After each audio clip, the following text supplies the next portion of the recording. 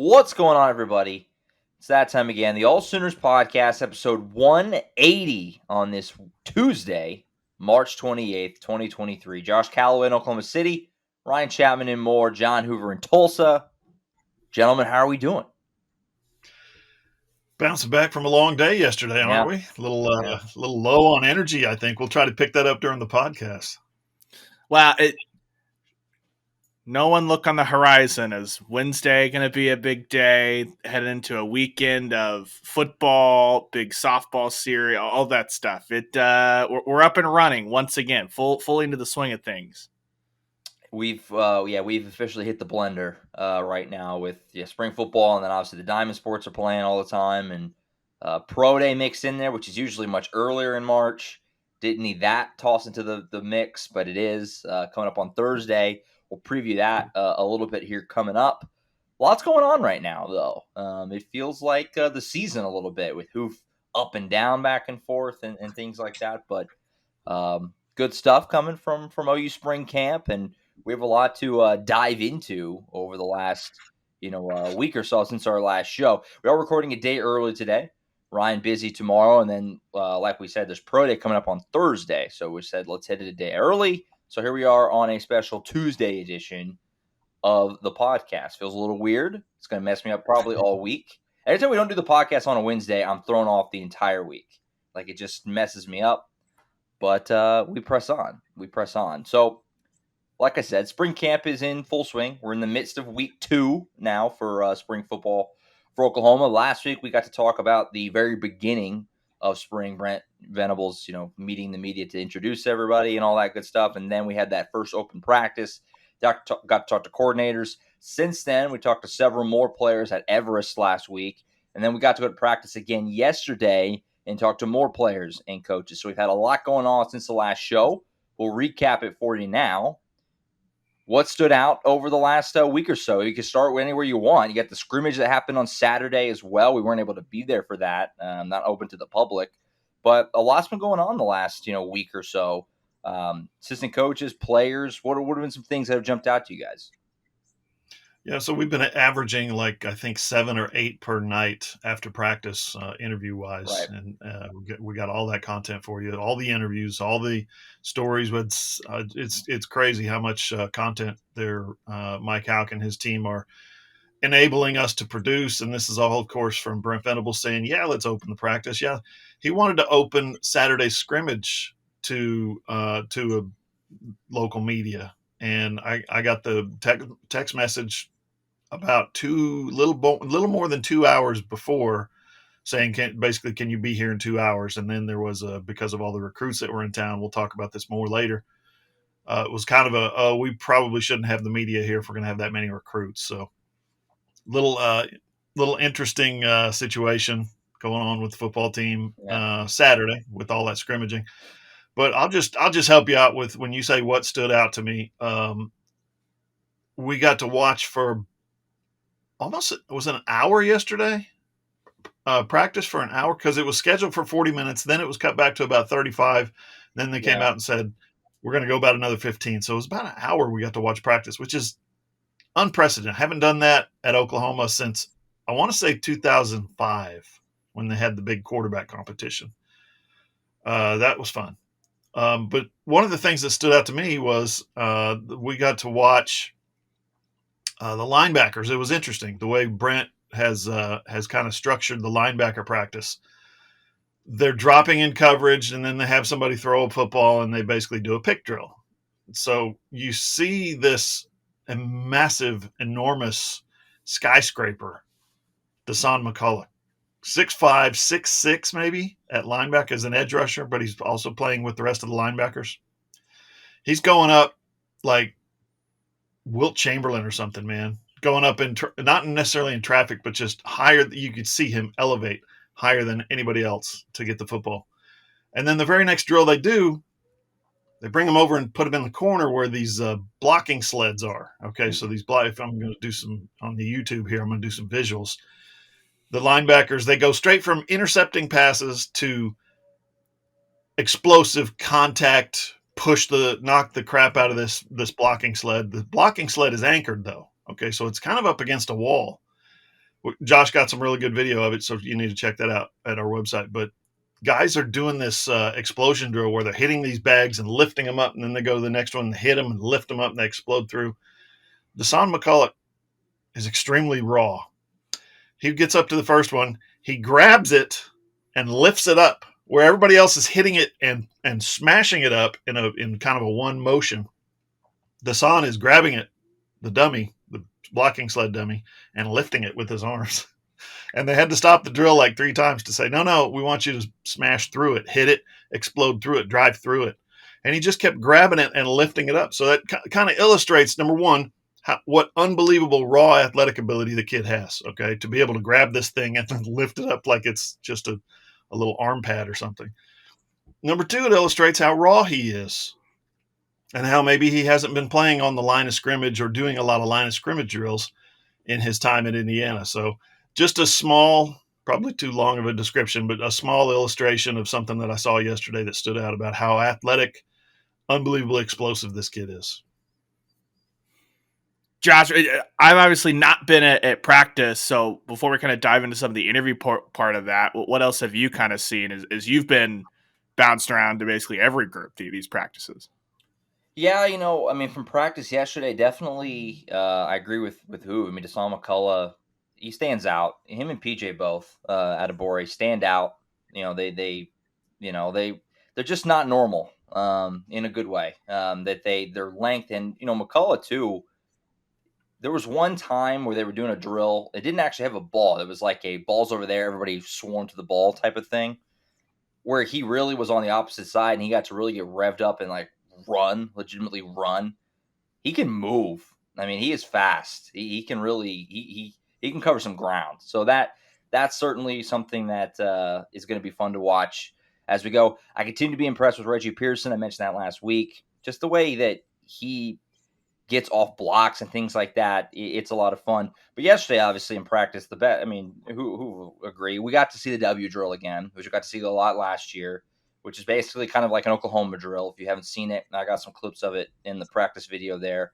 Just the physicality, and I mean, everybody's talking about, of course, the Billy Bowman, Drake Stoops skirmish, as those two just got after it. I was thinking like this could be on pay-per-view. Basically, these two guys just absolutely going to war. And that's the best part about those is that you get behind and that matchup, that's the one that we can see the best, which is usually a receiver and then somebody in the secondary. I saw Billy Bowman go after, who was it? I think it might have been Farouk. They got into a really good one as well. Just the physicality of the practices, the intensity is really, really high, which is, I think, something that Oklahoma fans are going to like to hear, obviously. And so that stuck out to me yesterday.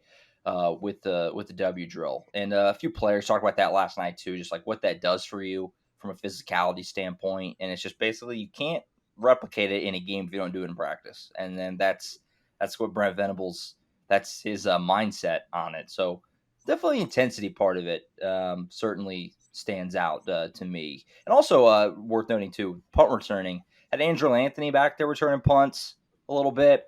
LV Bunkley Shelton returning punts a little bit, who he did a little bit last year as well in practice and things like that. Certainly Drake Stoops in there as well. Interesting to see how that shakes out because we've talked about Angelo Anthony before, and talking to J.J. Hester last week, I asked him about Angelo Anthony, and he basically said, "Guy is stupid fast." Like that, he started to smile as soon as I said his name. Basically, of like, yeah, he is a burner. So if you can get him in some space in a punt return situation, that could probably be pretty beneficial for OU. So excited to see how that goes as we go on a little bit through the practices in the spring game as well. Josh, I got an Andrell Anthony note for you as well as it relates to the W drill. He got into a skirmish during that W drill with none other than Jaden Davis. It was number 4 versus number 5. There you go. And they engaged, they locked up, and they were not letting go of each other. They had to be separated. It got really intense, got really heated, really physical. But, we talked to Brent Venables, and he said one of the first things we got to do is get more physical. Okay, so how do you do that? I asked that follow-up question a couple of times, maybe last week. How do you get more physical? I know how you get more physical. I played high school football. When the coach was mad at us when we got blown off the ball, I knew exactly what we did, and it was back then. It was the Oklahoma drill. You get down in your hand in a 3-point stance, and you practice being more physical. But I want, as a writer now, as a broadcaster, YouTuber, whatever, I want people to explain to me so I can explain to the readers who haven't ever played football. How do you prepare for this? And what we saw yesterday in the W drill was how you get more physical. You knock the hell out of each other in practice over and over and over and over again. And then you're done. Then you go to individual drills, right? Then you go to some of the team setup and groups, basically position groups, and you go work on your technical stuff. But you get that blood flowing with that W drill, man, that inside drill. Ooh, that's what we saw yesterday. Jaden Davis, 5'10", 183, right? He's out there mixing it up with a 6'3", 210-pound wide receiver, and he was not backing down. And I noticed that over and over and over. The receivers, the DBs, Justin Harrington, he looks like a Cadillac Escalade steaming down the highway when he's going in for that first collision, because there's a blocker up front, there's a defender, and they basically are required to smash into each other. I thought we were going to see some nuclear fusion at some point, because those guys were hitting the hell out of each other. It's just being interesting to see, because I remember back, it was either before the UTEP game or the midweek between UTEP and Kent State, where we had got Jordan Kelly, and it was asked about the physicality through fall camp, and you could see the look on his face. Like, he was like, oh, it's physical. And the look on his face was like, yeah, this was new. And then you pair that with what Venables had said after Texas, where the team looked fatigued, right? And I know that between the post-game press conference when we talked to him on Tuesday, he was like, wait, I didn't say that, did I? But I think that's kind of that it took a whole year for this team to acclimate to. This is the level of physicality that you have in practice every single day, from spring through fall camp, through midweek practices, because it's very apparent that group was not that physical at any point under the previous head coaching staff. Also, Gavin Sawchuk just kept scoring in the W drill. It felt like he found a way to maneuver through and house it multiple times. He's looked really good. The couple of practices that we've gotten to see so far. Also, too, I'll throw in on the same vein as the running backs, Caleb Hicks. I mean, they have other guys. You have Sawchuk and Barnes right there, Marcus Major as well, and then even Dalen Smothers. But that guy does not look like a freshman. He's a load. I kind of did a little bit of a double take and checked the number. Like, he's 0, right? Because he's a big kid. There's a lot to be excited about there with him down the road as well. You probably won't see him and Dalen Smothers that much, barring a lot of injuries. But yeah, those guys are going to be special when that time comes. Also, Josh, go ahead. Just real quick on that, I'll add to that note is a handful of times they give us these little rosters, right? Little rosters where you got the name and number and stuff, and I keep mine in my little jacket, my chest pocket right here, so I can pull it out real quick and check it.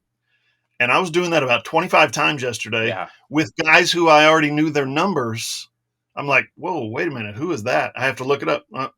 That is, whoever. That is Robert Spears Jennings, because he's like 6.5 pounds heavier with nothing but muscle. Everybody, I felt like a little kid out there. Everybody looked big. Everybody looked strong, thick, muscular. I'm just like, something's changed here. That first year of being in the program, they didn't get a ton of building, I guess, kind of foundational building, muscle building, all that kind of stuff. They just basically, Schmitty laid the foundation. This past year, I think we've seen that take off. I think, and Robert Spears Jennings, I asked him about that, and he said, yeah, everybody's about 5 pounds, at least 5 pounds bigger. Mm-hmm. It's shocking how big these guys are now.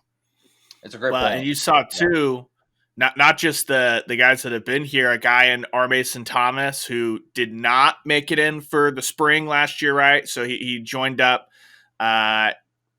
late, which is the typical time. Don't know how to classify that anymore. It was not an early enrollee. He was a normal late enrollee. We saw last year, right? He was the speed edge rusher. That was his thing, and he was limited by the hamstring a little bit. But when he came in, 220 speed.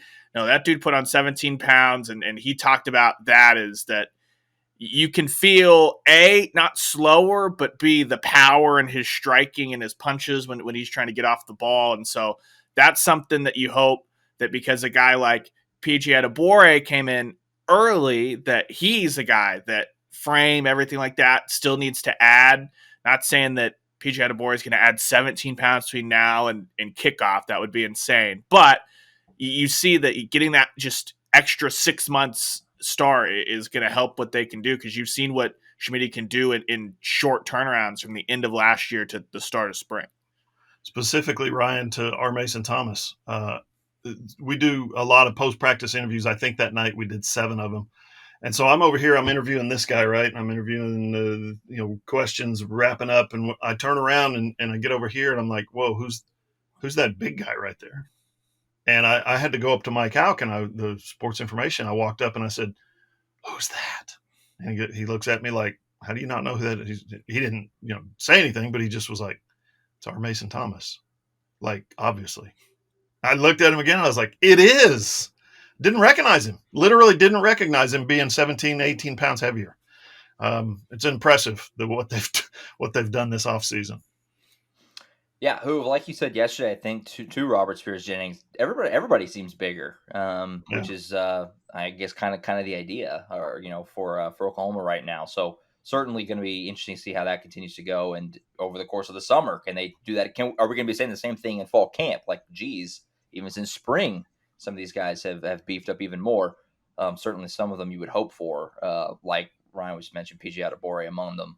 Of course, do also mention Gentry Williams was out there, which is good to see. He wasn't practicing or anything, but he had the uniform on the sidelines and stuff like that. So good to see him just out and about out there. Wearing number 9 now. Scary spot. Yeah, last week. Had to learn his new number as well. The new numbers, man. And that's another reason I didn't recognize him. He has a new number and he's bigger. Yeah. So, yeah. Who's that guy? The new numbers. No, that's the guy that's are a challenge. I'm doing a lot, especially on defense. Offenses, I think a lot of, there's not as much there other than just learning the new guys. But defensively, there's been a lot of shifting. So learning the new numbers. I'm not going to confuse. Is it Kelvin Gilliam who wears 0? No, it's not 0. It's who wears 0? LeBlanc wears 0. LeBlanc wears 0. Not that I'm going to confuse him with Woody Washington necessarily, but I still had to be like, double check on, wait, who's 0? So figuring the numbers out is biggest challenge of the spring for me right now. Do want to also make sure we mention and send our condolences and thoughts to Peyton Bowen and his family. Peyton was not at practice today, which, as high profile of a player as he is a freshman, people were very curious as to why he wasn't at practice. He put on social media last night, his sister tragically passed away, giving birth to his niece. Just awful situation there. Can't even fathom it. So that's why he wasn't at practice today. Wasn't at the scrimmage on Saturday either. There's a GoFundMe to donate to his family. I encourage you to do so if you're able. Just awful. I don't know if you guys have anything you want to add there, but I don't know what you can say other than just horrific. I mean, just awful. Such a tragedy for the family to have to go through something like that at what is supposed to be such a joyous time of childbirth. It's just heartbreaking. Just rips your heart out. So, go find Peyton Bowen on Twitter and get in there. And if you can, please donate. They're talking about funeral expenses and obviously childcare is coming up and all that other stuff. They got a long road ahead. Emotionally, you can't even fathom it, but just the logistics of the expenses now, which is the purpose of the GoFundMe. Get in there and do what you can to make yourself feel good about being able to donate, because this is unexpected, unforeseen, heartbreaking stuff for the entire family. Holy cow. I'm out of words. I've got no more words. Yeah, this is one of those moments where a lot of stuff is bigger than football, and this one clearly is. So you just hope that Peyton's able to, and the whole family, take enough time to process and grieve and start to rebuild that. And I'm sure that at some point, doesn't really matter when he joins back up. So you've got Soul Mission. So that's what this tight-knit group is for. We've heard so much over the past 18 months about how close this team has become. It's moments like this that are really what that's for, not so much what happens in the middle of a second quarter on a Saturday 5 months from now. Yeah, it goes without saying that there will be no rushing him back for Oklahoma. He'll take his time, all the time he needs before he returns to the team or what have you. So again, just awful. And thoughts with that family. And if you're able, go find that GoFundMe and donate to the Bowen family as they try to figure out how to move forward from that tragic situation there. So we'll look forward to seeing Peyton back on the field soon, but obviously he'll take all the time he needs. Shifting back to football, hard to transition, but we'll shift back to football on the field. What about player interviews? We've gotten to talk to a lot of people, like we said, like we've referenced like 7 or 8 guys last Thursday, I think that was, when it was just a monsoon over at Everest. And then yesterday after practice as well, we've also got to talk to a lot of assistant coaches, a lot to gather. What were some things that jumped out? I certainly have a couple of some things that guys said. What about you guys as far as the player interview and assistant coach interview part of the last week? Well, let's break protocol here, Josh. Let's hear from you first. What stands out to you about your interviews? Oh, the pressure, lead off the top. I'll say yesterday, and to kind of plug in and to tie into what Ryan wrote this morning, I'm a little convinced DJ Graham might be an impact receiver. He convinced me a little bit. I don't know. It might just be he's sweet-talking us a little bit because we all really like DJ Graham. He's very well-spoken and one of the best guys to talk to on the team. But, Ryan, you were in that scrum as well. He kind of convinced me a little bit talking to him, and he talked about how this was something he wanted to do the whole time. Coming out of high school, he wanted to move to receiver. He basically kind of got pushed into cornerback because that was what Oklahoma needed at the time. And as he went on, his heart was never in it, and he didn't want to make the transition mid-season, but he just said, you know what, somebody else could really use this cornerback spot or these reps. I'm just going to go ahead and make the move now and let somebody else have this opportunity, and I'm going to try and focus on offense. And I'll tell you what, just hearing him talk about it yesterday, I asked him about developing the chemistry of Dylan Gabriel. He said it's been a bit of an adjustment catching from a lefty because he'd never done that before, but that he's coming along. And I don't know. I mean, it just feels like there's an opportunity here. We talked about it before. I mean, you have Farouk and Stoops, but the rest of that receiver room there's guys there, but it's a lot of unproven guys. And so why not DJ Graham? We all know how hard he works and how smart he is, and we know he can catch. We know he's athletic. Why not? I mean, that's going to be fun to see how that goes. Ryan, you were over there. Did you get a similar sense? Yeah, first off, you just had the inherent confidence from DJ Graham, right. Which is DJ's great in the interview setting, but I never got a sense that, like, when you watched him play corner, that he was this overly confident, I know exactly what I'm doing type thing. Like, he has the flashy catches, stuff like that. But the problem with DJ Graham was always like, okay, you show up and make this great catch, and then we just don't see you for the next 3 quarters or things like that. He didn't have any of that. It seemed like he was finally just comfortable and getting into the nitty gritty of like going through, oh yeah, I had to remember that I have to take this many steps and my stats had to be this length and stuff like that. And just going and breaking that stuff down is not what we had ever seen from him when he's talking about cornerback play, which I think just speaks to he loves playing wide receiver. And so that's been interesting. And Josh, kind of what you hit on there, I feel like, I don't know if this is the perception of DJ Graham, but when you have a guy that switches positions mid-year to where he's not going to play, I feel like that can sometimes be thought of like, oh my gosh, this guy's just thinking about him or whatever. And when he was like, look, my heart's not in this. I want to give those reps to other guys in the cornerback room who want to be a corner and who's love this position, whose heart's in it. I thought that was just fascinating because that's not something that any of us had really thought of, I don't think, is the team aspect of I'm taking reps when I don't want to be in this. And so, yeah, he's got that inherent confidence. He said 100%, no knock on the other guys, but I feel like I can come in and make an impact. And he just feels like this year he talked a lot about his roommate, Drake Stoops, and what Drake Stoops, that impact he's had as far as getting him up to speed with the offense, the hand signals, all that stuff. So now you've heard Jalil Farouk talk about turning to Drake Stoops. DJ Graham talked about how Drake Stoops just a pro and everything he does. You had wide receivers coach Emmett Jones, who we got to talk to on Thursday that we'll talk about here in a second, who said he would go to any dark alley in South Dallas with Drake Stoops and he'd feel just fine. Like Emmett Jones talked about when he was at Texas Tech, sitting in the wide receiver room, breaking down Oklahoma offensive film, going, why is Drake Stoops on the field? Look at the athletes that they've recruited, stuff like that. And then he's like, yeah, I spent like a day in the room with him. And he's like, oh yeah, this guy's got to be on the field. He's going to be a huge contributor. So we may not get to hear a ton and as far as vocally Drake Stoops, because he kind of does all of his talking on the field, but he sounds like the guy as far as the leadership portion that is the unquestioned spearhead of that wide receiver room. Something else that stood out about what Emmett Jones was talking about in relation to DJ Graham, he's got suction cups on his hand. We said he's a great athlete, quick, fast, explosive. But when the ball goes up, he said he's got the strongest hands he's ever seen for a receiver. That says something. I mean, that underscores why why he was able to pull that interception down against Nebraska. Got one finger on it and pulled it down, right? Yeah. Gosh, where do you go with? We've had so far, not including Brent Venables. So if you throw Brent Venables in, we've had 23 interviews posted on the website. 23 players, coaches, assistant coaches have participated in post-practice interviews in the last, just started last week. So pretty impressive. Great list. My favorite to this point has been, without a question, Whataburger aficionado Jay Valai. The guy apparently lives at Whataburger and has about 4% body fat. He's defying what human physiology is supposed to be. I asked him, he was talking about, I got this restaurant and that restaurant, but I was born and raised in Whataburger, blah, blah, blah. And I was like, Jay, you don't look like you go to Whataburger much. He said, okay, so maybe not as much as I used to. The guy is a quote a minute. And the best part, of course, is when you're doing small talk like that.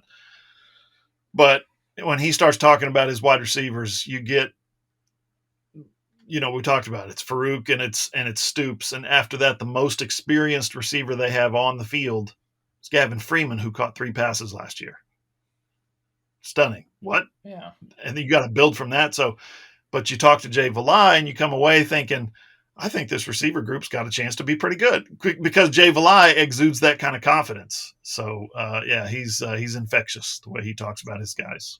Yeah, Jones is excited about his wide receivers. Valai is excited about the corners. He's talking about, like, he had 2 or 3 moments in that Valai interview where he's like talking about some of the younger guys. Josiah Wagner was asked about, and Jay Valai looks over to his right and he's like, all that banging you hear in the background, that's Josiah Wagner over there. And, Gentry Williams, he would typically be in that group. And you talked about that, but the thing that stood out to me from Jay Valai was something that's kind of been whispered about, that we've talked about. There was not a lot of football coaching going on, like football, the game of football going on defensively before Brent Venables got there. Jay Valai had a little anecdote about, he walked in and he asked just the group of corners, like, hey, what's cover 2? Very simple coverage. Anyone that's played any NCAA or Madden knows what cover 2 is, much less people that actually play football. You know what I mean? And he's like, I got like 8,000 answers the first time. And he's like, guys, look, it's cover 2. There's 7 back here, 5, 2. What do you do? Like, it's in the name. And so he talks. Jay Valai has been the guy that's talked a lot about football intelligence. Brent Venables has talked about it a little bit. But I think you can just tell that there's a confidence as far as, it took a while into the season for it to click, not just what the system is, but why you do these things, and actually understanding the entire defense. That's something Brent Venables says, that he wants to coach the entire defense to every player. And I think that just took a long time last year. So it'll be interesting to see headed into year 2, if that's something that mentally the defense isn't just caught thinking, because it felt a lot like that defense played slow and panicked, and there were a lot of busts, especially at TCU, right? 5 games in, you go, no one knows this defense. So it'll be interesting to see if that's a change this year. There were guys, Ryan, the past couple of weeks who have talked about learning as much as they can under Brent Venables. They don't have it mastered. It's year 2, but they're still picking things up. Jaron Kanek, for instance, said only Brent Venables knows everything about this defense. I mean, that's the complexities and the options that exist when there's a motion or a switch or a change or something at the line of scrimmage. Oh, now we're doing this. Brent Venables is the only one who knows that, not Ted Roof, not Brandon Hall. And I asked Brandon Hall, because he was talking about guys learning year 2. Learning year 2 is so much more smooth and fluid than what we got in year 1.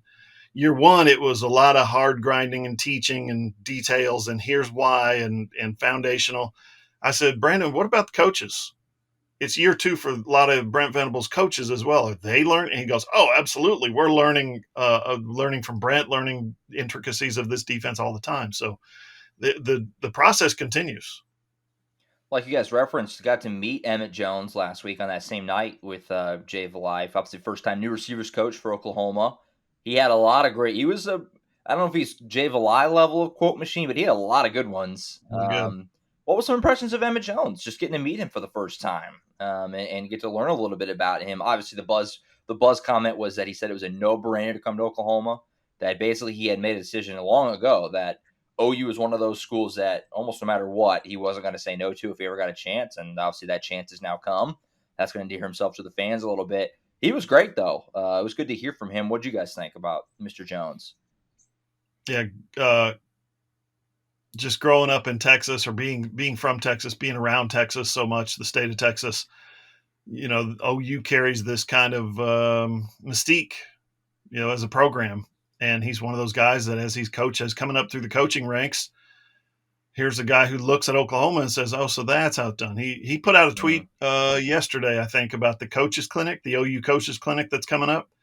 He said, I expect all I-20 corridor high school football coaches in the state of Texas, East Texas basically is what he's talking about. I expect all I-20 coaches to be here. His recruiting roots and his contacts that he's established in recruiting when it comes to the high school coaches, the network, the unbelievably large and rich network that exists in recruiting, he's got his fingers all over that. So hiring him, yeah, great. He's going to be a good wide receivers coach. There's no doubt. He's passionate about being here, no doubt. He is going to be an invaluable asset in recruiting. You need those big East Texas wide receivers to come into your program if you're Oklahoma, and he's going to bring them in. That's the main thing that I get that I take away from him, the interview with him. Yeah, and incredibly connected, but I think too, it's not just how connected he is. Guys, frankly, if we talked to the most diehard Oklahoma fan and we had said, we just hired this guy for you, write a bio of what you would like just be the most stoked about. Emmett Jones is basically, I think, what everyone would dream of for a wide receiver coach, for like a diehard, because he talked about how when he was, an assistant and a head coach in the Dallas area, what did they do? They modeled everything in their program around Oklahoma. He's like the mindset, the mentality. It was all about Oklahoma. He was a huge admirer of Bob Stoops, so much that when he went to OU Texas to watch one of his former players, Mike Davis, play for Texas, what did he do? He sat on the OU end so that he could sit there and be locked in and watch Bob Stoops and watch those guys go to work. He told a story about the first time that he got off on Lindsay with Texas Tech and what he had told Cliff Kingsbury. So go and find that story that we put on All Sooners, because it's like a dream as far as that. And I think that when you pair that passion, that excitement for Oklahoma, and then you have a guy that he basically said this, right? I've sat on both sides of it now. I've been the high school head coach that has his player recruited by Oklahoma. Now I'm at Oklahoma, and his message was, when you're at Oklahoma, it's everything that it dreamed of. Like, I don't understand how that's not going to be an incredibly powerful recruiting message, especially amongst coaches that are very familiar with him just in that Dallas area and all throughout Texas. So I'm really fascinated to see what Emmett Jones does here over the next couple of years as a recruiter at Oklahoma, because frankly, that's the biggest thing the Sooners lost in Cale Gundy at that spot. Is Cale Gundy's welcome in every door in the country just about, and he was a dynamite recruiter. We'll attempt to move on. There's like 10 more things I could bring up because, like who said, we've talked to so many people, so many guys. But I recommend you check out AllSooners.com and all the stories these guys are writing, but then also, obviously, of course, all the videos we post, the interviews of every guy. We post them all. Every guy that we get a good lengthy video of them, usually everything they say, barring something unforeseen. And we get them on All Sooners and also on Who's YouTube page as well, on John Hoover Media. So I recommend you check those out and hear from all these guys, because there are lots of great stuff. Vibes are high in the spring. It's kind of like spring training in baseball. Everybody's 0-0. Everybody feels good about everything. Everybody's turned the corner. So everybody's in a good mood, and lots of good stuff coming and more to come. We're going to again tomorrow to hear from more guys and coaches tomorrow after practice. So we'll look out for that tomorrow evening as well on allsooners.com. All right, we'll go ahead and take a time out here. We'll come back. Some recruiting stuff to get to. like we said, a lot of recruits were in town over the weekend in Norman. OU also did pick up a commit, the first of the 2024 class. We'll dive into that as well as preview OU Pro Day coming up later this week as well. Coming up next right here on the AllSooners Podcast. On Twitter, you can follow All Sooners at all_Sooners. Ryan's _Ryan Chapman. Who's at Johnny Hoover?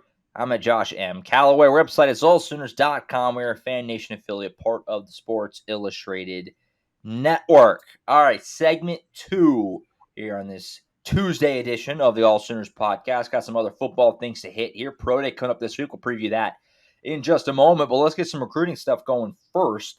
OU landed the first 2024 commit. We'll talk about him in just a second, but let's first just acknowledge how many recruits were in town over the weekend for that scrimmage that we referenced earlier. It wasn't open to the public because, like Hoof said, there was so many recruits there.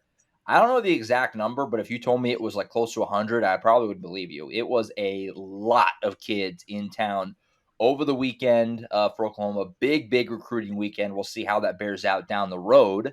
But, I mean, guys, that was a loaded slate. I mean, I'm not even going to attempt to try and rattle off names because it was, it was a laundry list upon laundry list. We'd be here. They probably would create an FCC rule or something if we started listing like every recruit. Even a podcast, another show just for that. Can't drone on for that much amount of time. No. So from Thursday, Friday, and Saturday last year, I got 3 updates on the number of players who were going to be there. The Thursday one said 75. I was like, damn, that's a lot. The Friday one said over 90. I was like, you got to be kidding me. The third one, the final tally was something between 110 and 120 recruits in town. The Future Freaks, a lot of big name guys, obviously a lot of big name 2025s, especially. Now, just to be clear, one of these guys was not Kevin Sperry. He was not able to attend because he had already committed to playing in a 7v7 out in Nashville. So the C4 team was up there in Nashville. They didn't all go. I think there were 1 or 2 that stayed behind. But yeah, Kevin Sperry, the quarterback of that team, the 2025 commit to OU, was not among the Future Freaks, even though he's pretty much a future freak. I've got a cool story coming up on him, by the way, real quick. I talked to his mom and dad. I came to Broken Arrow last week. Stayed after the final game. His little brother plays as well, so they stayed after the final game. Kevin's dad, Kevin Sr., coaches the little ones. Rozzy is his name, 8th grader.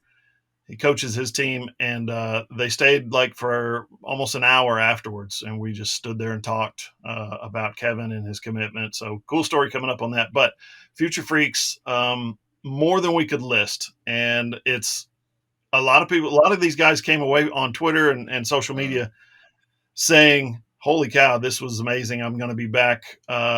And, here they didn't get a commitment out of it yet. They will. I guarantee you they will. There's been like 5 to 7 players who have been forecasted at this point to be committed, will silently committed or will commit to Oklahoma. So it's going to be a very productive thing. The 2024 class is at 1 right now. It was at 0 before last week. So they're building kind of from the ground up there. They were at some point ranked number 57. No, I think right now, currently, they're ranked number 57 in the country because they only have 1 commit. Yeah, I'll be interested to see because, again, the number, it's not just like, oh my gosh, you called up 100 dudes just to come in. Like, they're Future Freaks. Like, if you look at the rankings that are already out, top 200 guys up and down that list of people that were brought in. So I'm really going to be fascinated to see, does this speed up the clock? And again, no one's ever going to expect that a Brent Venables recruiting class has 20 guys in the boat by April of that year or anything. But now that this coaching staff has had this moment to be able to have their big junior day, things like that, and start that process of guys unofficially visiting sooner. That way, by the time that they're taking their officials, they already have kind of like a hierarchy in mind, and there's less to see. I'm curious if that means in the future that, again, Oklahoma maybe has 6 or 7 guys in the boat before June when things really start to kick up, as opposed to just a handful where some people are kind of panicking going, okay, I know everyone's telling me trust it. But what if this doesn't come to fruition? Because everything you hear about this staff is everything we've heard from every recruit that signed on in the 2023 class, which is the family atmosphere. Guys, I know that we talk a lot about the soul mission. If you just ask Brent Venables about the soul mission, he'll talk on and on and on. Well, why? Because that resonates with recruits. A lot of the recruits talk about that's a huge thing that I see that is appetizing to me, is something that, I've got support on the field and off the field. So now it feels like, truthfully, the only piece missing from Oklahoma recruiting at levels year over year that we haven't really seen out of them since the early 2000s is not going 6-7 in the fall. Like, it feels like that's the missing piece, because everything you get out of these interviews and things like that is all the momentum moving in the right direction for Oklahoma being able to stack another big recruiting class. Yeah, Ryan, Barry Switzer used to say you have to, and he was the best that ever did it, in my opinion. He said you have to recruit the mamas. And Brent Venables has taken that in a slightly different direction, but he's still doing it. He's recruiting the mamas. He's recruiting the parents. Again, talking to Kevin Sperry's parents, this was very evident that when you bring your kid to campus, to OU, and you say, we're going to go over here and watch film with the coaching staff, the parents are going to go over here and they're going to talk to the support staff. The support staff is telling the parents, here's what we're going to do when your son is here. Here are some of the things that the Soul Mission does. Here are some of the things that Soul Mission stands for. And people are just really getting in line for this thing. It's pretty amazing what Brent and his staff and the coaching staff who have done this before at Clemson, it's amazing what they're pouring into it, because when the players leave here, all they talk about is family atmosphere. Coaching staff is genuine. Everybody we talk to, genuine. So it in terms of what Brent talks about in the public, people are starting to, because we're cynical and we're idiots, we're starting to roll our eyes a little bit. But that's his selling point, is Soul Mission does this for the young people. When you come to Oklahoma, we do this for you. Bring your kids here. And Brent right now, there's a lot of talk about being selective. Like there's some 4-stars out there who have been offered by Alabama, have been offered by Clemson, Texas A&M, Texas, and the USC, the whole list, right? Ohio State. A handful of guys have not been offered by Oklahoma specifically. Now, why is that? Why would OU not offer the same? Because they don't fit culturally. They don't fit, personality wise, and what Brent and his staff are trying to accomplish. So at this point, you do this Future Freaks thing, and you get more than 100 guys in. You meet them, you talk to them, you meet their families, you find out what they're about, and then you start issuing those offers, because you're offering people who fit your program culturally and, psychologically and emotionally and all that stuff. And if there's a great player out there who wants to come to OU who doesn't fit that last little profile of being a great cultural fit, being the guy that you want on your campus, then they won't offer him. That's where the program is right now. Yeah, you've got that, and you've also got what's the other thing you hear, not just the, don't recruit your own problems. That's where that comes from, feeling out the character, but also if Oklahoma issues you an offer, it is a committable offer, and Brent Venables and those coaches that we talked to a lot last summer, like on the Caravan, this is really popular on the Caravan, when Brent Venables was explaining his recruiting philosophy to, the fans that came to the Caravan, it was that we're making a commitment to you that if we send you an offer and that you can accept that offer, and we're not going to walk away from you, stuff like that. Well, this class in-state, I think, too, may have slowed some of the roll on what some of those offers may have gone out, because in-state, lot of excellent talent in 2024. Looks like 2025 is going to be really similar in the state of Oklahoma. And so, especially with those Oklahoma kids, you have to hold that spot for them if you issue that offer out. So I think that's another side of it too that works in conjunction with what you were saying, Hoove. Like we referenced, Oklahoma did pick up their first 2024 commit on Saturday night. Mr. Jeremiah Newcomb, he's a cornerback from Queen Creek, Arizona, first one for the 2024 class, depending on where you look, a top 20 corner in the class, top 3 or 4 player in the state of Arizona. Got to see his tape a little bit, getting ready for this commit over the weekend, and then obviously after he made it official, he's a guy who can really, make a lot of plays on the football, very physical, gets downhill, and can really, hit the ball carrier at a nice. He does a good job getting off his blocks, things like that. Very athletic kid too. It kind of goes without saying, but they would put him at Wildcat quarterback and stuff like that at Castile High School. He would catch passes. He was a do-it-all type of player there in high school. A lot of these guys are. But seemingly a really nice get here, and you wonder, is this going to be get the ball rolling, and you'll start to add more as we go? But a good pickup here for Oklahoma, it would appear, with Jeremiah Newcomb. Yeah, OU's first committed 24 season of the 24 class. I would think that there would be a rush at some point to be the first, and that didn't happen.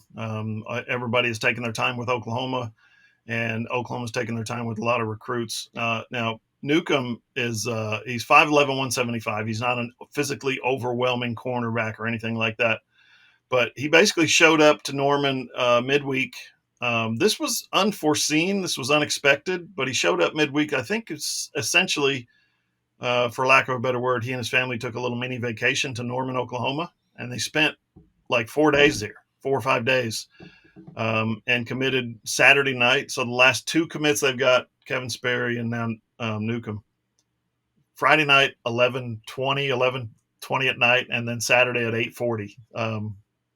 Ryan's going to start a class for you young recruits that will help you maximize your commitment window. And Friday night and Saturday night ain't maximizing your recruiting window, guys. Your committing window. So, but he's a 4-star. He's the number 22 corner in the nation. That's according to 24/7 Sports. What impressed me about him was he's Bobby Newcomb's kid. Bobby Newcomb, former Nebraska quarterback, slotted in between Scott Frost. He was on that national championship team in '97, and Heisman Trophy winner Eric Crouch. He was the quarterback in between those two guys. So that tells you right there, he comes from good stock. Now, well, guess what? His high school coach is his dad out there at Castile and Phoenix, basically, is where they are, just south of Chandler, I believe, Arizona. So his high school coach is his dad. You do a little further digging, and you find out that his big brother plays corner at UCLA. So absolutely comes from a football family, football minds, football DNA, and not just football, but high-level stuff. His dad played in the NFL for a little while, played in the CFL for a little while, so very gifted athletically family, knows the game of football incredibly well. This is a great get for Oklahoma. Yeah, and the athletic pedigree, I think, is the first thing that jumps out. You can tell it comes from a very athletic family. But then for me, when you look at it, you look at the measurements, you're like 5'11", you're like, okay, what's that going to look like? Still plenty of time to kind of grow into that frame or whatever. And it, after talking with Jay Valai on Thursday, where he had a comment about like when he was asked about the versatility, I think by Hugh, as far as how you guys work between corner and safety and back and stuff like that. And Jay Valai basically said, that doesn't really matter to me. We recruit football players, whether they're a corner or a safety. He's like, I'm not going to recruit a corner that can't hit. That's just called soft. That was Jay Valai's comments. And that rang true when you fold over to Newcomb's highlights and you go, oh, this is not soft. This is someone that is triggering, that is coming upfield. He will get in your grill and he will absolutely plaster you, regardless of if he's not, a linebacker sized or a oversized safety just at 5'11". That to me was the first thing that stood out, because I don't think you could really judge his ball skills defensively, because it was clear that people were not testing him defensively as a corner. If you wanted to see his ball skills, watch the offensive half of the highlights that Josh put up at AllSooners.com. Yeah. Real quick note on him, on Newcomb. 4-year starter at Castile. His freshman stats as a freshman, before people realized how good he is and they stopped going at him, 56 tackles and 18 passes defensed as a freshman. So kid knows how to play football. Fearless is what that tells you. How big was he as a freshman? Like 5'8", 150, and he's out there making 56 tackles and diving in on pass routes like that. So yeah, that's this. I expect his star rating or position rating or whatever you want to call it, I expect it will go up as more people find out more about this kid. Yeah, it's not often that in about a 2-minute highlight tape, you have a guy who's catching touchdown passes, he's blowing people up, he's returning kicks, and like I said, they put him at Wildcat quarterback, and he just little sweep route just ran by everybody.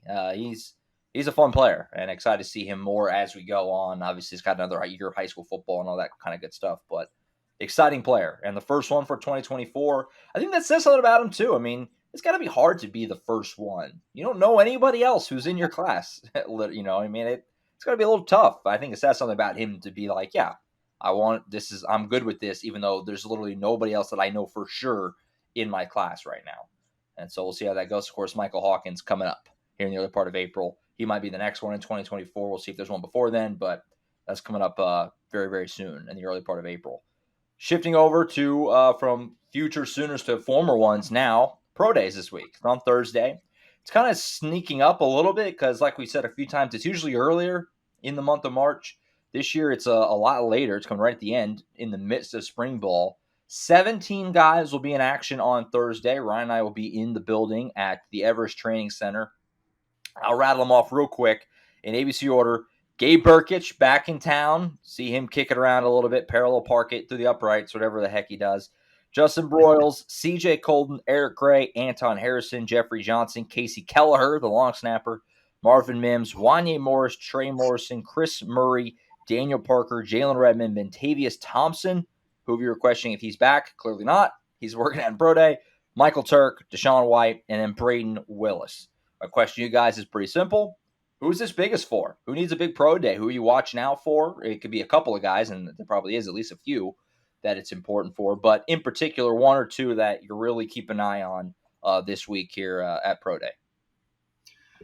Easy for me. Braden Willis needs to improve his raw numbers that he put on paper at the Combine. He was invited to the Combine. He did not perform well. He's got a great football mind. He's got an unbelievable work ethic, and he's got natural leadership skills, but he did not on paper anyway at the Combine put down those NFL type numbers. So for him to go out there and really improve his stock across the board, huge. A guy that wasn't invited to the Combine that needs to really show out. And I think he will time wise. I don't know how strong he'll be or any of that, but on the bench press, but I think he'll put up decent times because he's athletic. As Deshaun White, 3-year starter at linebacker, needs to show NFL scouts, hey, I'm not just some little guy that used to play safety in high school and they moved to linebacker and that's all they did. I'm not just some guy that they plugged into a position. I'm an actual football player and I can contribute to an NFL team. He's a 6 foot, little shade over 6 foot linebacker.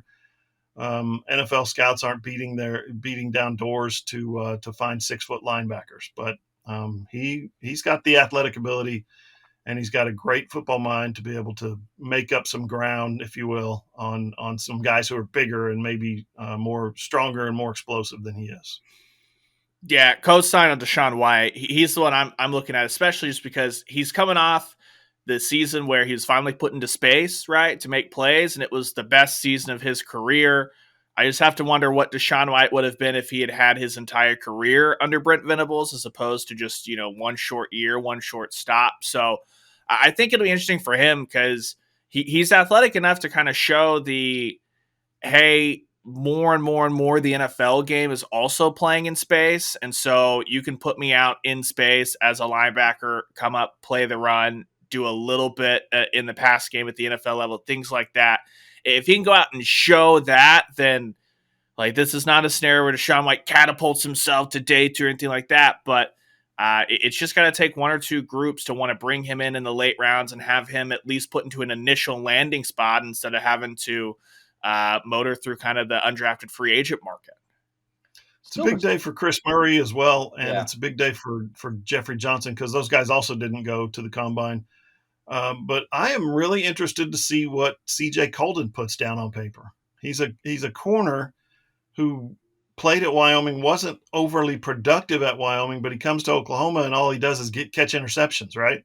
He turns the football over. He gives the football back to the offense. That's the name of the game. If you're a guy who can, maybe you're not 6'3", maybe you don't run a 4.3, but you have a nose for the football. I think C.J. Colton might fit into that category as someone who intrigues scouts because he's just productive. Yeah, I was going to just say, still just totally head scratching that Deshaun White wasn't invited to the combine. Makes no sense. But yeah, I mean, I would certainly agree. Jeffrey Johnson seems like the biggest one to me as far as the other than Deshaun White, who's I think the most obvious. We're all in agreement there. But as far as the guys who weren't invited to the combine who have a shot to get drafted, I would think Jeffrey Johnson falls into that category. So a good pro day could really do a lot for him. We'll see how that goes. Certainly agree about Chris Murray as well. The other guys are going to have a really hard time, I think, getting into the mix as far as getting drafted. But still, there's undrafted, obviously free agent deals that get signed and make an impression. There will still be a lot of scouts there. It's still Oklahoma.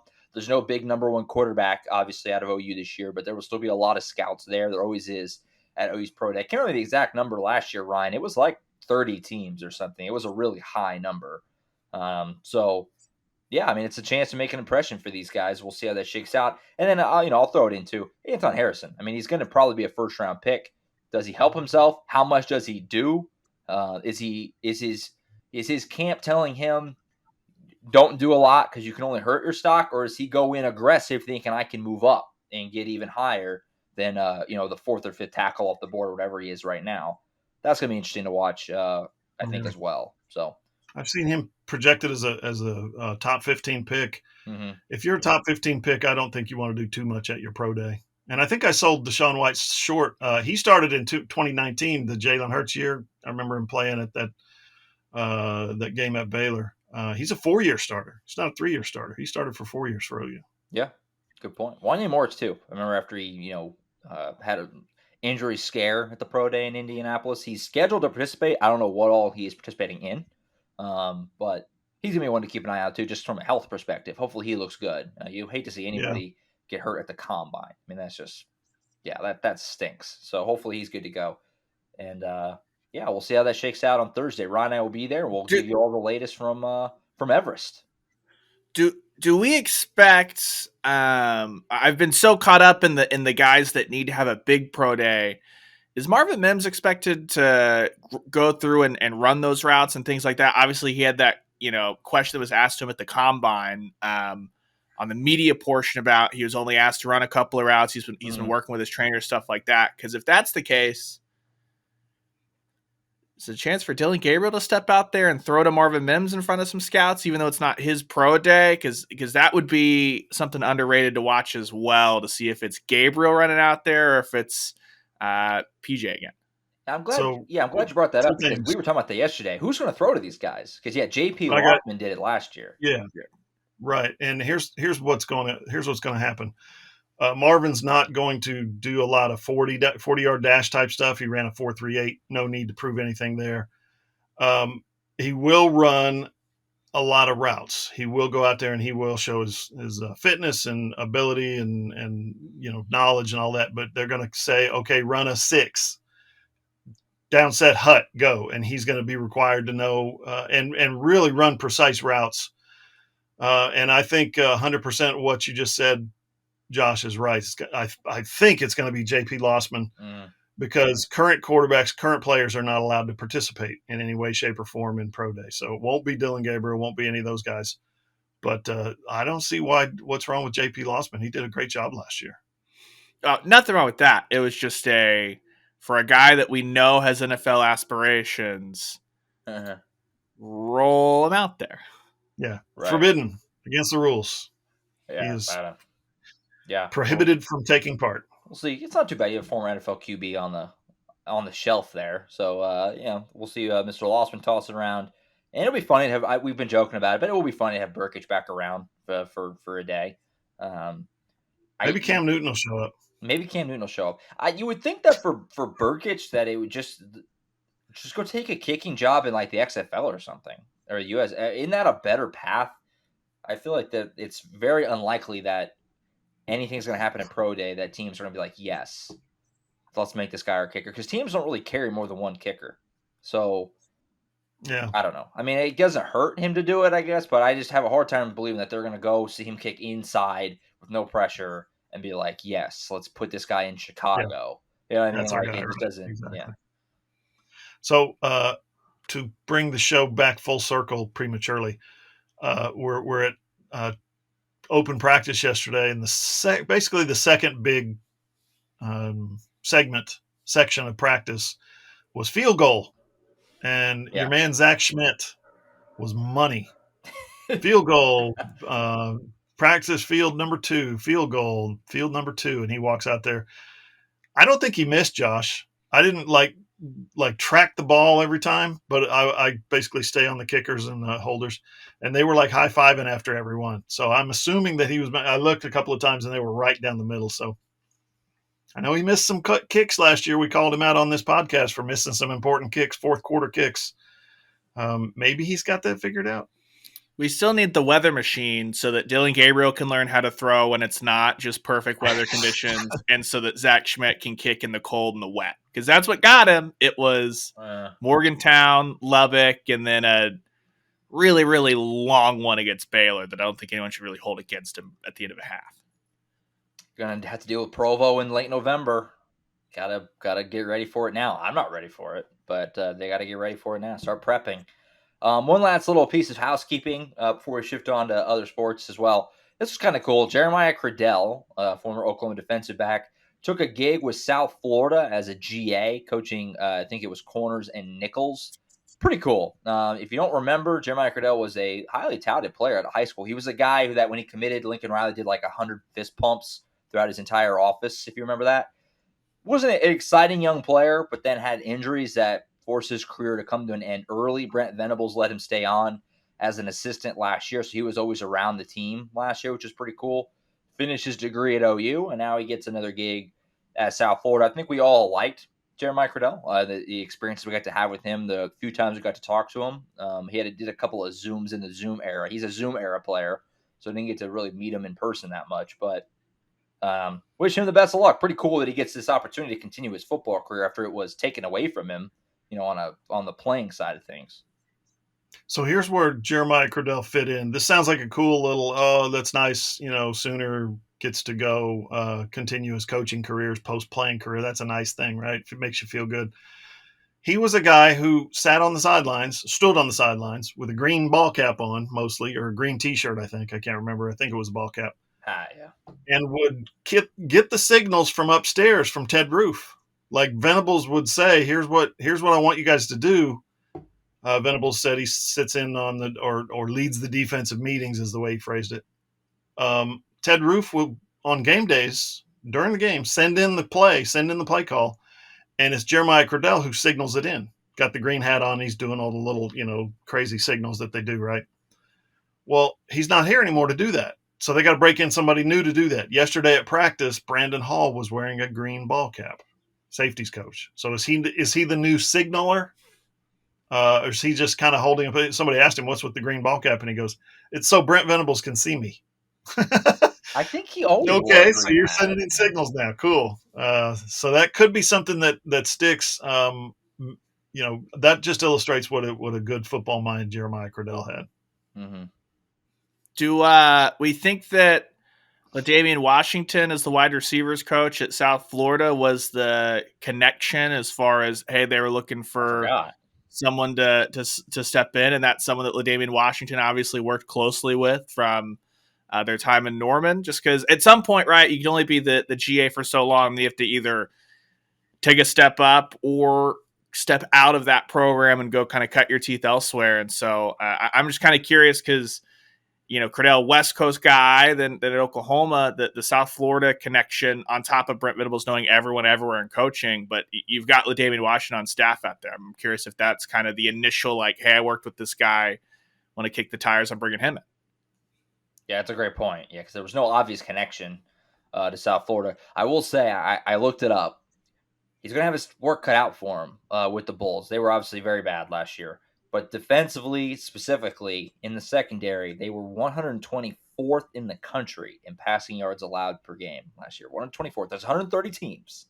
They were 124th. But you know where OU was? 122. 119. So not much better. It's just a small step back. Not much better. Wow. So he's, good luck to him. Good luck to him. their schedule got easier because some teams just left that American. They're in the Big 12 now, so maybe that'll USF can be a beneficiary of that. Charlie Strong's not still the head coach there, is he? Who's head coach there? No. I should have looked that up. No. Is it the Golish guy? USF head coach. Yeah, Alex Golish. Yeah. Okay. Yeah, from Tennessee. He was just named. Yeah, this is going to be his first year. Yeah, because it was Charlie Strong, right? That'd have been a funny little connection. But anyway, best of luck to Jeremiah Criddell. All right, let's take a timeout. We'll come back. Other sports to hit. Not a whole lot on the basketball front. Did have another transfer, though. We'll hit that, and then we'll also wrap up the weekends that were for the Diamond Sports. Very different results for those two teams. We'll talk about that next right here on the AllSooners Podcast. Final segment of the AllSooners Podcast, episode 180 on this Tuesday. Get through some last few things here sending your way. A little cleanup. I'm not up to date on my South Florida head coaches. It was Jeff Scott was the last coach there. Charlie Strong was the one before that. They run through coaches pretty often out there in Tampa. Charlie Strong is actually an analyst with Alabama right now. Did you know that? I didn't know that. For the second time. For the second time. Being fired. Since the South Florida job, he's had 4 different jobs in 4 years. So that's how things are going for Mr. Strong. Not good. No. Future Kentucky linebackers coach Charlie Strong? No, never mind. That might be next. You never know. All right, shifting over to some hoops here. Not a whole lot going on. They had another guy hit the portal, Joe Bamasiel. I don't think anybody didn't see this one coming. Obviously, the George Washington transfer did not work out. We talked about it throughout the season for Oklahoma. Very athletic. When they got him, I think everybody thought he's going to answer some athleticism problems that they had from the previous year, and then he just never really played. He had a stretch there where he started to see some more minutes, but then he went right back to never seeing the floor again. I don't know what it was. I mean, I was around that team all year. I went to all the availabilities, and I think at the start of the year, it was him not really attacking practice the right way, but he seemed to have figured that out, but then he went back to not playing very much. I don't know, but it didn't work. That's what we can all agree on. So Joe Bamasiel hits the portal. He's the 4th guy. He joins Benny Schroeder, Bijan Cortez, and CJ Noland. Add another one. None of these guys are unexpected, in my opinion. But thoughts for you guys for Joe Bam, his OU tenure coming to an end. And he'll be looking for his 4th team now as he transfers again. Yeah, is he going to get that waiver to be able to play next year? I don't know. I mean, somebody told him at some point, you need to go transfer somewhere else. He's already transferred a lot. He's gotten that waiver once already. So I don't know. 11 minutes a game, 4 points a game. As athletic as he was, why wasn't he playing more? When Porter rolled him out there, it was a lot of arms in the passing lanes, tipped basketballs, stuff like that. And it's just like, I don't understand basketball. I don't understand basketball coaching. I get it if you're not putting in the minutes in practice or putting in the effort or you're slacking off, goofing off, whatever. I totally get it. But when the coach puts you on the floor and you're immediately productive, it's like, where was the disconnect? Somewhere in Porter Moser and his staff's evaluation of his practice results? Or did he literally flip a switch and say, I'm not a practice player. We're talking about practice. I'm a gamer. I don't know. And it's too bad because I thought this was a kid. Every time you see him play, you're like, where's that been? He's a kid that athletically can help this team. Just wasn't able to consistently produce. Yeah, I think that it was the practice point that Josh brought up, but also like defense, right? That was the other thing that Porter always honed in on, that I think that was his frustration. If you don't practice the defense at game speed, then you're not going to pick it up. And frankly, when he got his uptick in minutes late in the season, I don't think that was that Joe Bamasiel had done any different. I think that was that Oklahoma's season had cratered and Porter Moser was like, shoot, guys, I'm searching for problems on the bench, right? Because it came after a couple of the blowouts, and Porter before that had said I'm not panicked, I'm not changing anything, we're losing close games, and the blowouts happened. And the first couple of minutes, every single time, Joe Bamasiel is getting torched defensively. So, like, yes, he was in passing lanes, things like that. But I think that it was I'm going to give you a small run of games to show me that I was wrong. And while he did bring some offensive punch, things like that, he wasn't doing what Porter wanted him to do defensively. And so that's not going to ever fly under Porter. So, like, it becomes a hard conversation because when you look at every single transfer individually, you're like, yeah, that makes a lot of sense when you think of the context. The issue is that now you've got 4 guys transferring plus Tanner Groves. That's 5 roster spots that have to turn over once again after Porter Moser turned over a ton of roster spots last offseason. So at some point, and I get it with the Nolan and Cortez, they weren't Porter's recruits. Schroeder might not really classify as Porter's recruit either with David Patrick, stuff like that. At some point, something that wasn't perfect and copacetic from the start has to work for Porter Moser because this is not sustainable to continue to turn over this much roster space if you're not going to hit in the portal, and Porter Moser still hasn't hit in the portal.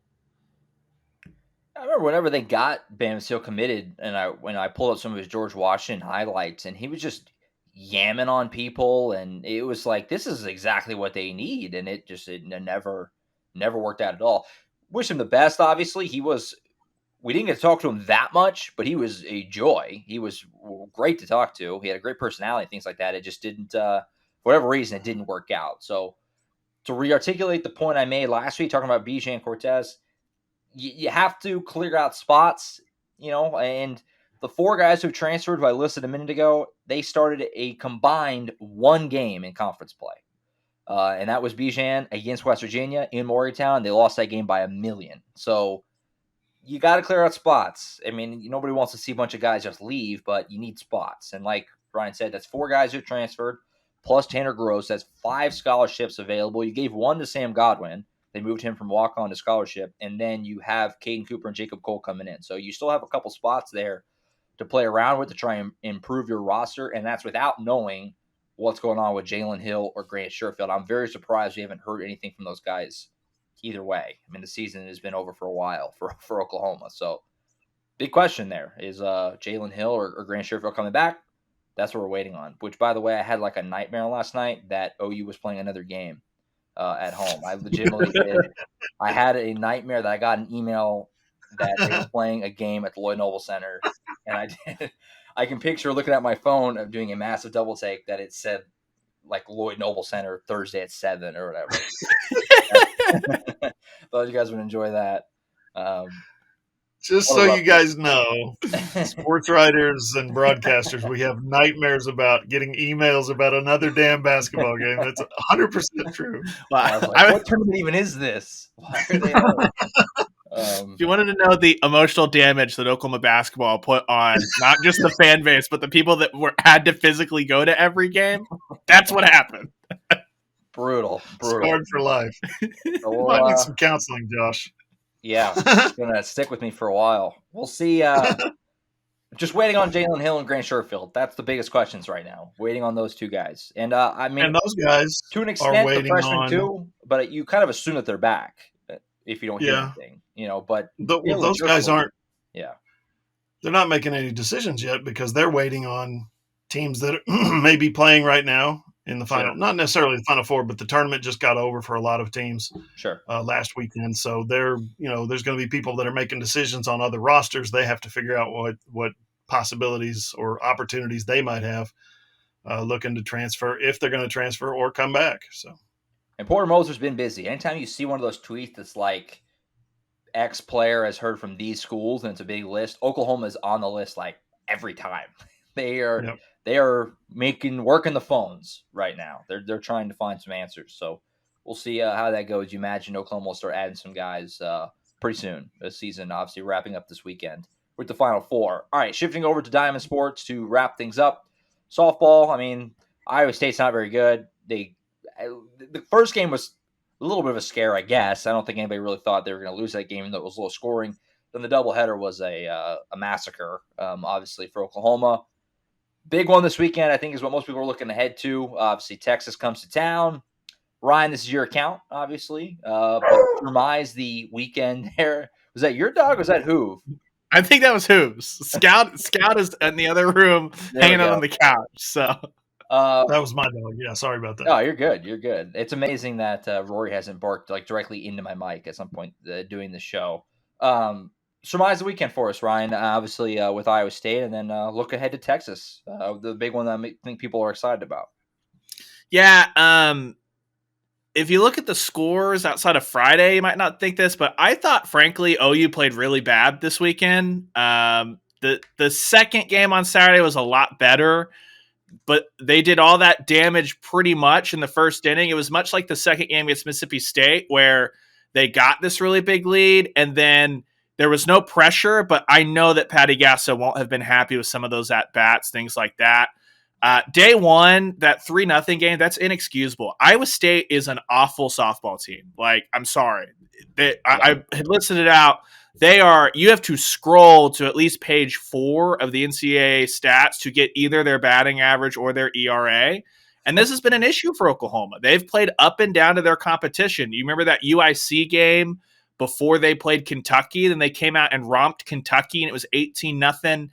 Against the Wildcats. It was one of the weirder press conferences I've been in, because you could tell that Patty Gasso was still furious from that first game, but she couldn't really say anything about it because they had just beat a ranked Kentucky team that's now like really moved up 18-0. So she's like, what do you do?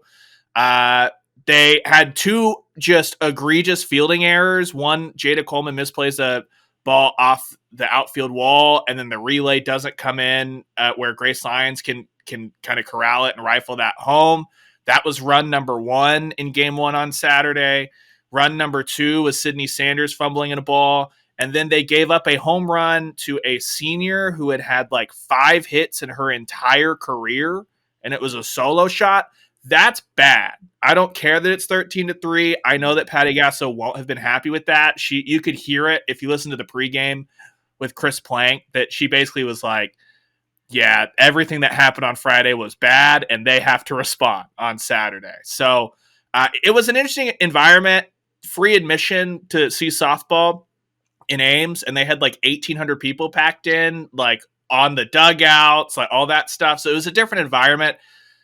But that was bad softball being played against a bad softball team. That just shows that OU's that good. The good news is they often play up to their opponent. So I'm expecting them to come out and like dominate Texas, because that's what they've done. They've played up and down pretty much all year long.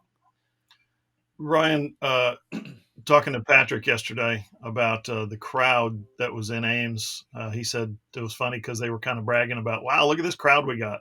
Yeah, it's your crowd's last chance ever to see Oklahoma play in Ames is what that is. So last week at this time we were talking about, I think I heard a weather report, and it was like, Sooner fans, if you're going to the Iowa State game, you better bundle up because it's going to be chilly. In the back of my mind, I'm thinking, there's no Sooner fans that are going to travel to that game. I was wrong. I was 100% wrong. Sooner fans traveled to Iowa State and bared the cold weather to watch their team play, like you said, 3 mostly mediocre games. And here's the deal. We're not knocking the girls for their level of whatever. It's got to be damn tough to stay at your best, to stay at that peak. And imagine what Patty's having to go through as a coach, where they're so much better than everybody they play. And you're having to find ways to keep them engaged in a 3-game series at Iowa State. How are you supposed to keep them engaged for 3 games in Ames, Iowa, when you know what the outcome's going to be? They know what the outcome's going to be. So it's hard to be perfect. The booted ball, the home runs that were given up, you look at it and you say, what the heck? But that is a direct byproduct of, we got this game. It's not going to be that big. We got Texas next week. Big series against Texas. As an athlete, in your mind, you're having to fight these battles, and it's not anybody's fault. There's no criticism for it. It's just that's the level that this team has played at and has reached as a program. Yeah, and they're like, this is not they're going to be just fine. Like I said, I expect them to batter Texas this weekend. Texas was not very impressive against a kind of boomer bust Texas Tech team. They beat them in all 3 games, but Tech's not as bad as they have been, but I still don't count them as like tough competition. That's not a play with your food situation. And yeah, I think it's just disappointing from the standpoint of, we came out of the Hall of Fame Classic where after Sunday, Patty Gasso's kind of takeaway was she really felt like the team has turned the corner and is really starting to find their groove. And that's just not the performance I expected across 3 games from Ames for a team that's really finding their groove. I think it's exactly what you're saying, Hoove. it was a zoo, it was a circus. Jordy Ball had a lot of fans there, things like that. Coming over from Nebraska, things like. I just think it was. On the balance, those 3 games, they're not 3 games that Patty Gasso is going to turn back to and say, yep, we played great softball here. And that doesn't mean that they're not going to just motor through Texas, which I think is exactly what's going to happen this weekend. Doesn't mean they're not going to win a 3rd straight national title or anything like that. Just not the best weekend. And Patty Gasso said on Friday, the Hall of Fame Classic, the mark of championship teams is that you can win when you play poorly. And I think that they breezed through that first game on Saturday not playing their best. They certainly didn't play well on Friday and won, and you never felt like they were in danger of losing that thing. Here's what's interesting. They've reached as an athletic team, as a competitive sport, right? They've reached this level of UConn women's basketball. And Gino Auriemma used to say when they didn't beat somebody by 35, on a nightly basis, no matter who it was, he'd come into the press conference and say, yeah, we played like crap. We only won by 16 tonight. Well, you played the number 4 team in the country and you only won by 16, maybe on the road. What do you mean you played like crap? No, we did. We didn't do a lot of the things that we're supposed to be doing. We didn't take care of a lot of the small things. I think that's where Oklahoma is softball-wise right now. They're just that much better, literally, than everybody they play. And Patty's having to fight that battle, that mental battle, that psychological battle of knowing you're better than everybody else and still doing the things that made you this great to begin with, still going back and doing all those fundamentals, all those first step type actions. If you don't do those things, you don't play your best. You might still beat that team 13-3, but you're not playing your best. And that's where Patty's standard and level has reached, is like, we've got to play our best. Yeah. On the upside, Grace Lyons, Terry Jennings were awesome. So I expect them to have big offensive weekends against Texas. Yeah, and how many people has that sold out? First game sold out in Oklahoma City, right? And of course, the whole season sold out at Marina Hines. Those last 2 games. Yeah, the best estimate is it's the infield portion of Hall of Fame, lower deck and upper deck, which is approximately 8,800. That can fluctuate depending on just. It won't be much larger or smaller than that. Just how attendance works, and that Friday game will set the record for the highest attended regular season game in the history of the sport. So you better believe that we'll be talking with Patty Gasso and crew on Wednesday, and that I'll be there Friday to kind of set the scene for what that's going to be like, as it's a rematch of the national championship game. I was to say, Texas get a little PTSD walking back in there, a little scene of the crime from last year's national championship series, which Oklahoma won. Obviously, going away. Yeah, Hoover. My main impression of Gino Auriemma is, UConn winning a game by like 25 to go to 28-0, and him just sitting in there and be like, "We blow. We're not going to win anything." Like that. That's my entire impression of Gino Auriemma. So yeah, that might be Patty soon. She might have to just step in there and be like, "We suck," even though they're just killing everybody. Whatever you got to do. Whatever you got to do. What was their record last year? Ryan, 34-0? Yeah, I think they ran up to 33 before they lost to Texas. And then the year before it was 38 when they lost to Georgia? We had Patty on my radio show, and she was like, yeah, we're playing at a level of about 6 out of 10 right now. And they were like 31-0.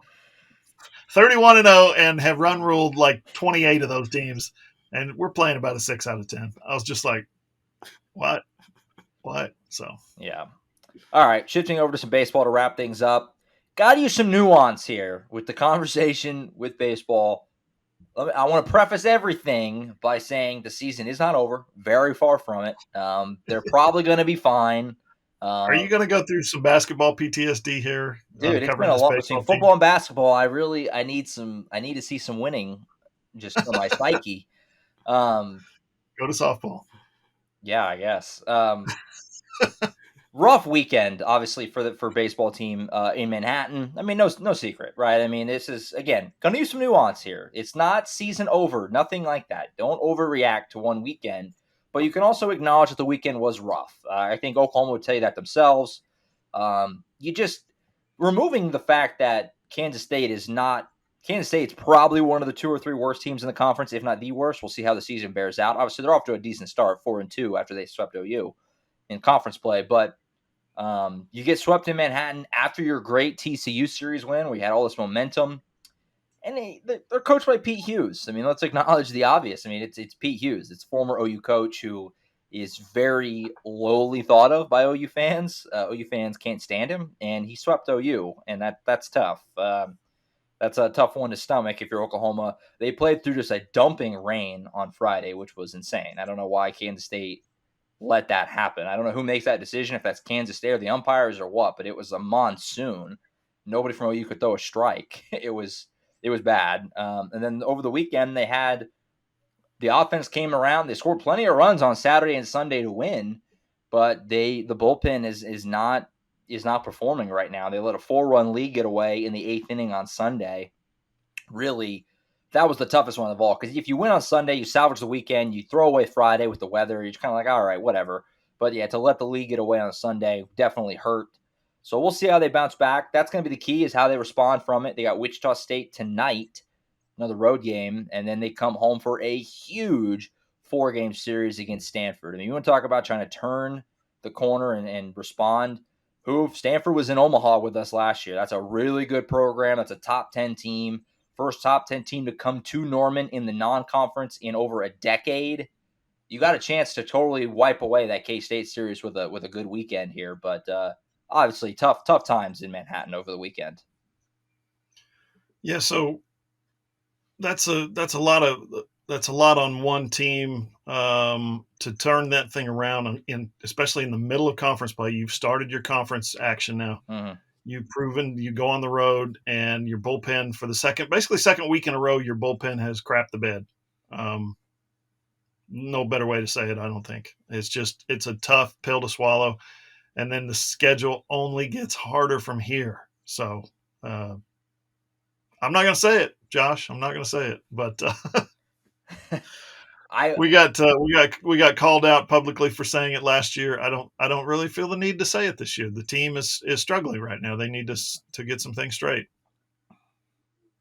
Yeah, on the bright side, at least it was a scenario where, again, they were able to kind of work their way back into a couple of those games offensively.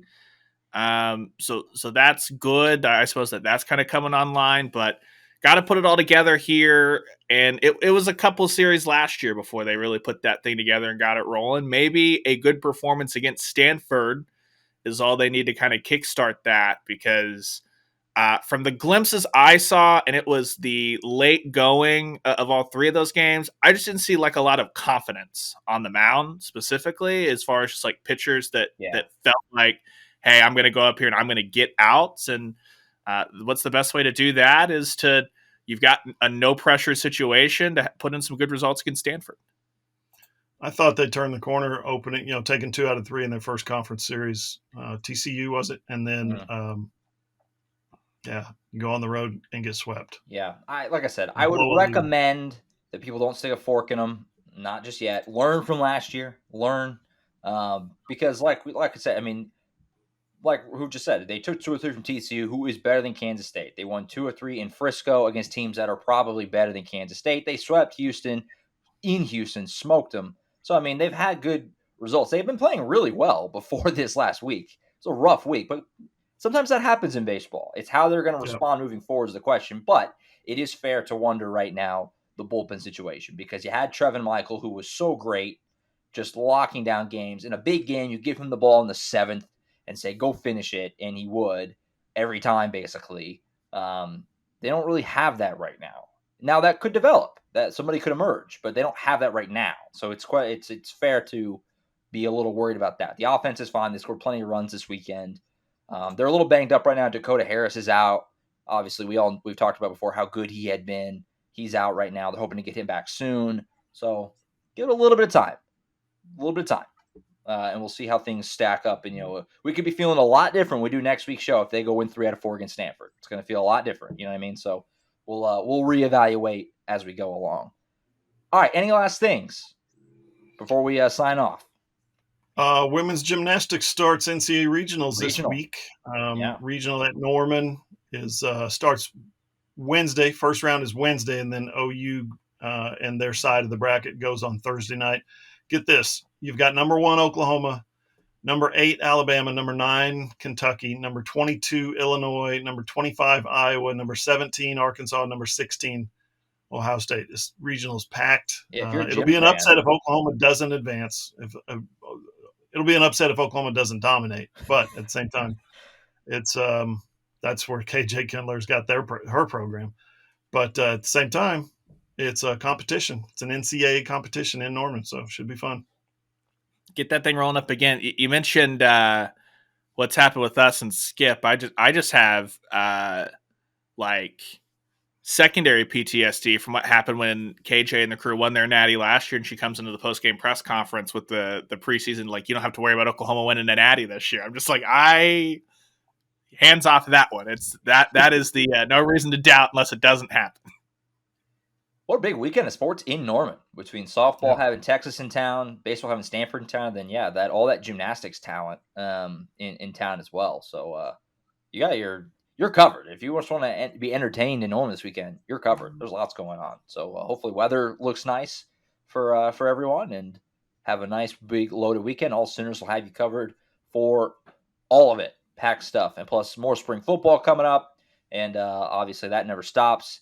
All the latest with the basketball transfer portal, all that good stuff. We'll be back next week to wrap it all up, recap it all next Wednesday. And you can catch that show on iTunes, Spotify, Google, iHeart, wherever you get your podcasts. If you have an Amazon-enabled device, just say, Alexa, play the AllSooners podcast. Also post on our website, allsooners.com. Click on the playlist on your phone, your tablet, or your computer. You can watch all the shows as well on Hoover's YouTube page, John Hoover Media. Make sure to subscribe and like and comment, all that good stuff as well over there. All right, I think that's it for us. We'll be back next week. For Ryan Chapman and John Hoover, I'm Josh Callaway. We'll see you then.